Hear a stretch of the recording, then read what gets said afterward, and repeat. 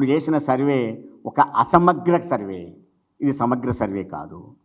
ఇది ఒక బీసీలని అణిచివేసే సర్వే, ఇది బీసీలని ద్రోహం చేసే సర్వే బీసీలకు.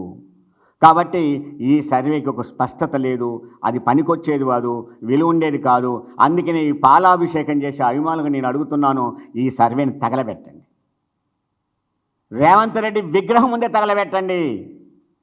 పాలాభిషేకాలుగా చేయాల్సింది తగలబెట్టండి.